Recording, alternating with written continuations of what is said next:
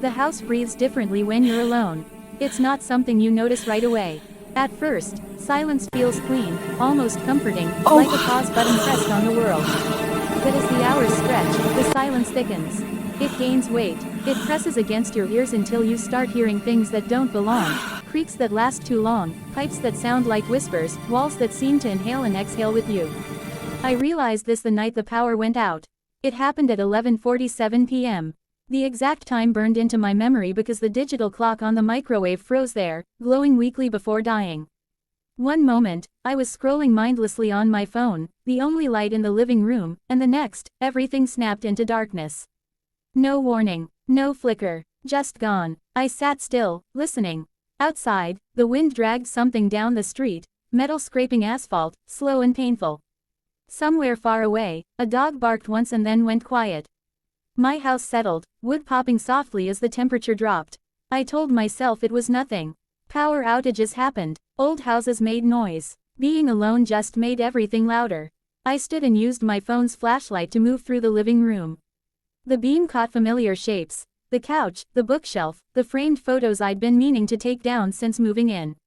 My reflection stared back at me from the dark TV screen, eyes wide, face pale, looking more like a stranger than myself. I checked the fuse box. Everything looked normal. No tripped switches. No explanation. When I unlocked my phone again, a notification banner slid down the screen. 5 new voice messages. That alone was strange. No one called me this late. No one even knew I was home alone tonight.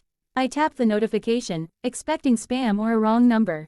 The messages were all from different numbers. What made my stomach tighten was the contact name displayed above each one.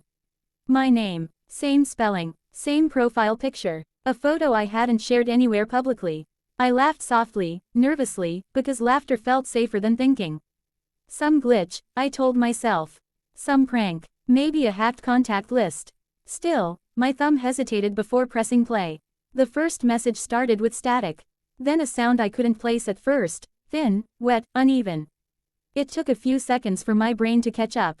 A child was crying, not loud, not screaming, just soft, broken sobs, like someone trying very hard not to be heard.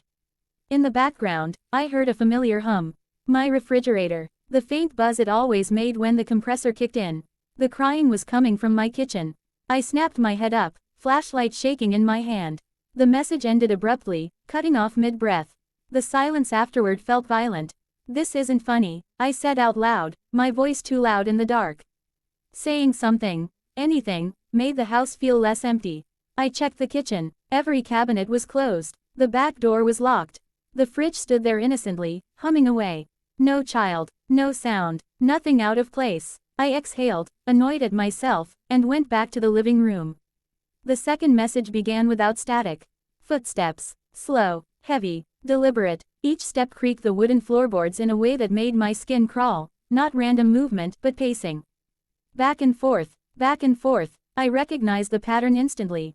My hallway. The footsteps stopped, and a breath brushed the microphone. Close, intimate, like someone leaning down to listen. I didn't finish the message. I turned toward the hallway, flashlight slicing through the darkness. The beam stretched down its length, illuminating the closed bedroom door at the end. No movement, no shadow, but the air felt wrong there, thick and cold, as if something had just passed through. I locked the hallway door. My hands were sweating now. I wiped them on my jeans and told myself to leave the house, to go sit in my car, to drive somewhere bright and crowded. But another part of me, the stubborn, stupid part, wanted answers. Wanted proof that I wasn't losing my mind. The third voice message played immediately when I tapped it. A whisper. Soft, slow, deliberate. It said my childhood nickname. No one had called me that in years. Not since my mother died. Not since I moved away and started over. Hearing it again felt like fingers digging into an old bruise. The whisper sounded close. Too close. It came from just outside my bedroom door. My heart slammed against my ribs. I backed away, every instinct screaming at me not to turn around. The whisper repeated the name, slightly louder this time, stretched with a smile I could hear even though I couldn't see it. The message ended with a soft knock. 3 gentle taps. I stood frozen, staring at the bedroom door as if it might explode inward. Nothing happened. The door didn't move. The house didn't breathe. I realized I was crying. I wiped my face with shaking hands and forced myself to breathe. In through the nose, out through the mouth. I was safe. I was alone. This was a prank or a glitch or stress finally catching up to me. I almost believed it. Then the fourth message started playing on its own. My phone vibrated violently, the screen lighting up without me touching it. My own voice filled the room.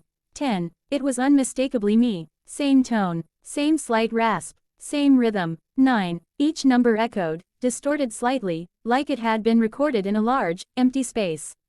8. I felt detached from my body, like I was watching myself panic from far away. My legs moved without permission, backing toward the front door.